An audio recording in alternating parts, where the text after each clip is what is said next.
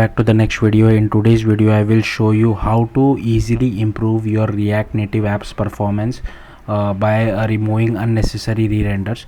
So here, as you can see, like first of all I will show you my app. So here is my app. I have taken a use state.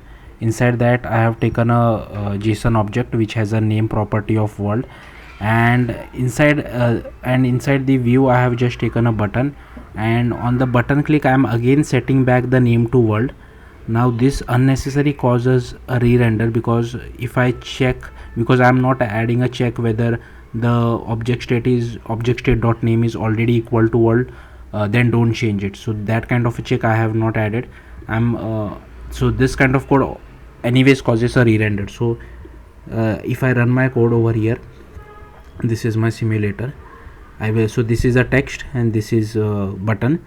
Now keep an eye on this Metro bundler. If I click on click me, here you can see that it is telling you this thing has re-rendered unnecessary. If I try to click on it again, here you can see again it has re-rendered. So this is what is called re-rendering.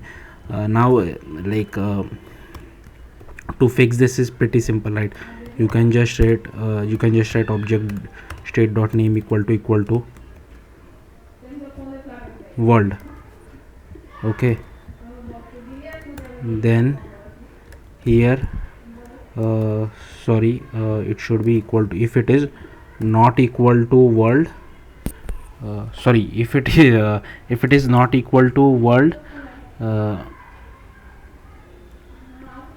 then I can set it something like this. If it is already equal to world, then don't do anything. Okay, sorry.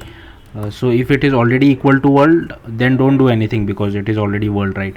But if it is not equal to world, then do something. So I'm just setting 1 2 3. So what I'll do is I will refresh this again, Metro bundler. If I try to click me again,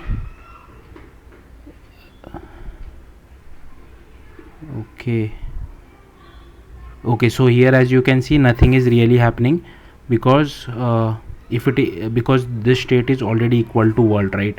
So now you don't get a re-render.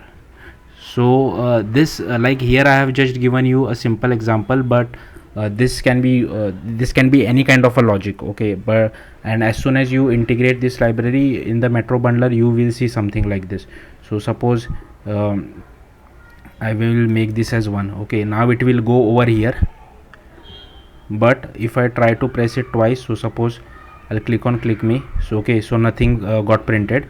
If I try to click on click me again, then you will get a re-render. So I hope you are getting my point.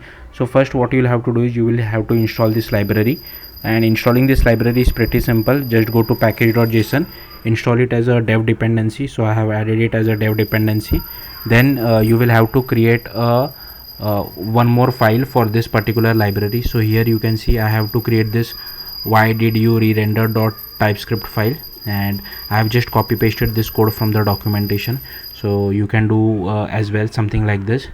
Next, so suppose you have 100 components, you will have to do this thing for the 100 components. So what I'm going to tell you, you will have to do these things for the 100 components. So firstly you will have to import this just once inside your app.tsx. okay, you don't have to do it 100 times, just import this once, but you will have to write this for however many components you have. So suppose you have 100 components, like component a dot why did you render equal to true, component b, and wherever is your component. So suppose my component a is in separate file. So before writing that export default component name, you will have to write component a dot why did you render equal to true. So yeah, that's it. Thank you for watching. Bye.